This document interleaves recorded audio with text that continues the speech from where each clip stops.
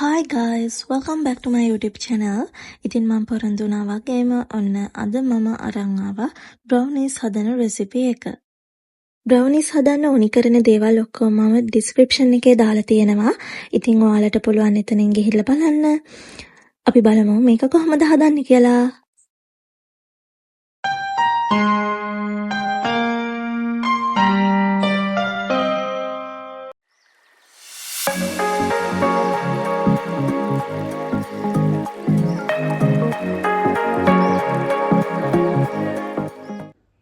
මුලින්ම අපිට මේකට අවශ්‍ය වෙනවා බිත්තර 3ක්. ඉතින් මේකේ සුදු මද කහ මද වෙන් කරගන්න ඕනේ නැහැ. ඊළඟට brown sugar ග්‍රෑම් 200ක් ගන්න, butter ග්‍රෑම් 50ක් ගන්න, cocoa powder ග්‍රෑම් 50ක් ඕනි කරනවා. ඒ වගේම තමයි chocolate. ඒ කියන්නේ dark chocolate එක තමයි සාමාන්‍යයෙන් brownies වලට use කරන්නේ. අද මම ගන්නේ bubbles එක. ඉතින් මේකිනොත් ග්‍රෑම් 200ක් ඕනි කරනවා. ඊට පස්සේදී අපි මේ චොක්ලට් එකෙන් භාගයක් අරගෙන කැලි වලට කඩලා ඒක අපි බටර් එක මෙල්ට් කරගන්න ඕන. ඩබල් බොයිල් ආකාරයට මෙල්ට් කරන්නත් පුළුවන්. නැත්නම් oven එකේ ප්‍රී හීට් කරද්දිම හීට් කරගන්න පුළුවන්. ඉතින් මේ බබල්ස් ගත්තට කිසිම ප්‍රශ්නයක් නැහැ. ඩාර්ක් චොක්ලට් වෙන්නම ඕනි නැහැ. ඕනම චොක්ලට් වර්ගයක් මේකට යූස් කරන්න පුළුවන්. මේ වගේ බබල්ස් එකක් දැම්මම ළමයි අපිට brownies එකෙන් flavors දෙකක රස ගන්න පුළුවන්. මොකද chocolate powders දාන නිසා අපිට dark chocolate රසත් ඒකෙන් එනවා. bubbles එකක් දැම්මොත් ඒකෙන් milky flavor එකකුත් එනවා. ඒ නිසා bubbles දැම්ම කියලා කිසිම ප්‍රශ්නයක් නැහැ. දැන් මුලින්ම අපි මේ බිත්තර 3 හොඳට බීට් කරගන්න ඕන. ඒ එක්කම අපි සීනිත් මේකට එකතු කරගමු. සීනි ටිකත් එතකොට හොඳට දිය වෙන නිසා අපි මේකම ඒකත් බීට් කරගෙන ඉමු. මේකට brown sugar එකම use කරනවා නම් ගොඩක් හොඳයි. මොකද කියනවා නම් brownies එකේ color එකත් ඒකෙන් අපිට ගන්න පුළුවන්. color එක වැඩි කරගන්න පුළුවන්. ඉතින් මේක බීට් කරද්දි පොඩ්ඩක් තද ගතියක් එනවා. ඒක ගණන් ගන්න එපා. මේක බීට් කරද්දි වෙලාවක් කියලා එහෙම එකක් නැහැ. ඉතින් සීනි ටික හොඳට දිය වෙනකම් බීට් කරගන්න. සීනි එකතු කරගත්තේ වතාවල් 3කට වගේ සීනි ටික එකතු කරගන්න. එතකොට මේක බීට් කරගන්න යන වෙලාව ටිකක් වැඩි වෙනවනේ.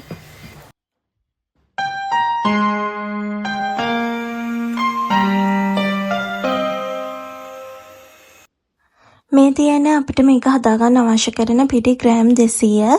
ඒ වගේම තමයි chocolate powder ග්‍රෑම් 50කුත් මෙතන තියෙනවා. අපි මේ දෙකම එකට දාලා හොඳට හලා ගන්න ඕන. හලාගෙන ඉවර වෙලා අපි කලින් හදපු බැටර් එකට මේක දාන්න ඕන. දාලා හොඳට ස්පැචියුලා එකකින් කවලම් කරන්න. අනේ මට කියන්න අමතකුණා ළමයි. මේකට අපිට ඕනි කරනවා තව ලුණු ටිකක්. ඒ කියන්නේ සාමාන්‍යයෙන් තේ හැඳි 4න් එකක් වගේ. ඒත් එක්කම වැනිලා ටිකකුත් මේකට ඕනේ. ඒකත් මේ වෙලාවෙදිම දාගන්න.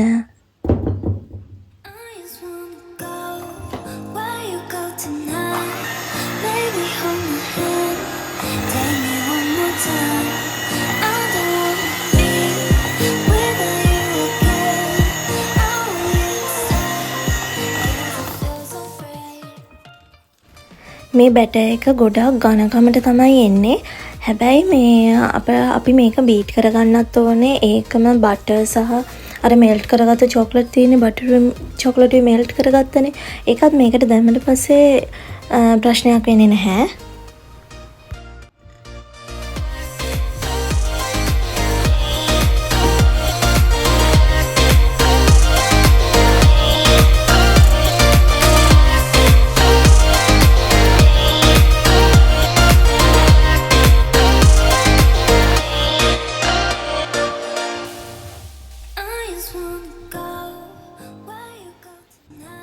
හරි මේ තියෙන්නේ බැටර් එක. ඉතින් අපි දැන් මේකට දාගමු අර මෙල්ට් කරගනිපු චොක්ලට් ටික. ඔන්න මේ වගේ තමයි එන්නේ. ඔයාලට මෙල්ට් වෙනව මදි නම් මේකට කිරි ටිකක් ෆ්‍රෙෂ් මිල්ක් ටිකක් අපිට දාලා මෙල්ට් කරගන්නත් පුළුවන්.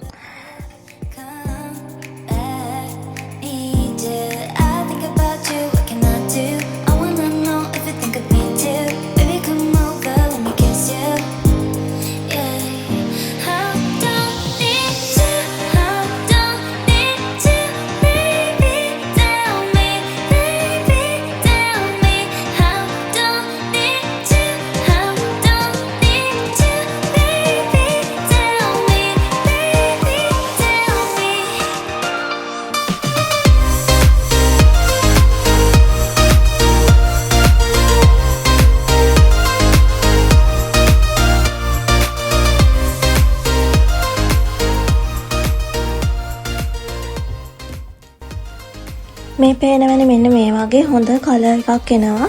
ඉතින් ඩාර්ක් චොක්ලට් දැම්මේ නැහැ කියලා කිසිම වෙනසක් නැහැ.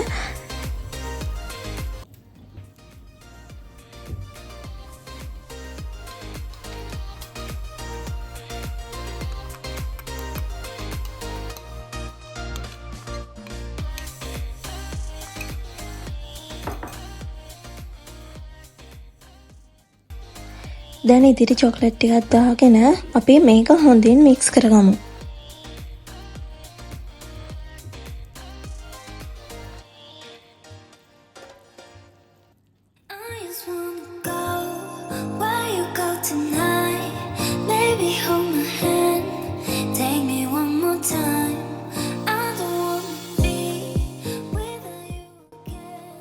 මේ තියෙන්නේ හොඳට මික්ස් කරගත්තට පස්සේ තියෙන බැටර් එක. ඉතින් දැන් අපි මේකට එකතු කර ගන්න ඕනේ අර මම කිව්වනේ කලින් මේ භාගයක් තමයි ගන්න කියලා මෙල්ට් කරන්න. ඉතින් ඉතිරි භාගය තමයි අපි මේ විදිහට පොඩි කෑලි විදිහට කඩලා දාන්න ඕන.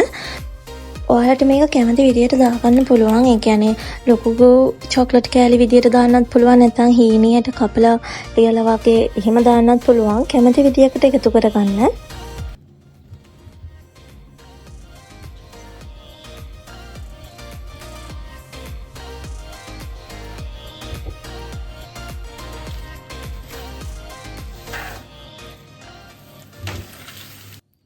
හරි. දැන් මේ වගේ ට්‍රේ එකක් අරගෙන ඒකට ඔයිල් පේපර් එකක් දාලා බටර් ටිකක් ගාගන්න. ගාගෙන අර බැටර් එක මේකට දාගන්න ඕනි. ඔන්න මේ විදිහට තමයි තියෙන්නේ. අපි දැන් මේක ප්‍රීහීට් කරගන්නපු oven එකට දාලා බේක් කරගන්නයි තියෙන්නේ. ඉතින් දැන් අපි මේක සෙල්සියස් අංශක 175ක් විනාඩි 10ක් ප්‍රීහීට් කරගත්තු oven එකේ විනාඩි 35ක් විතර තමයි බේක් කරගන්න ඕනි.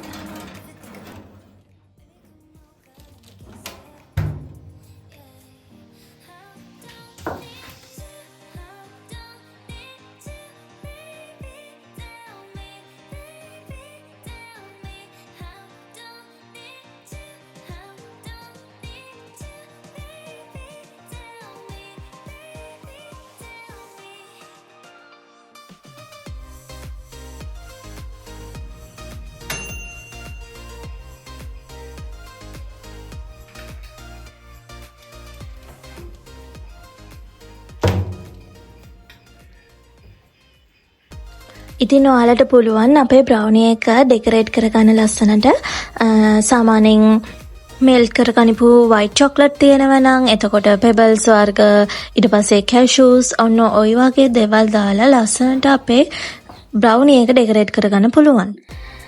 ඉතින් ඔන්න අපි දැන් අපේ බ්‍රවුනි එක හදලා ඉවරයි. මේ බ්‍රවුනි එක හදන්න හරිම ලේසියි. ඉතින් ඔයාලත් අනිවාර්යයෙන්ම try කරලා බලන්න මේ රෙසිපි එක.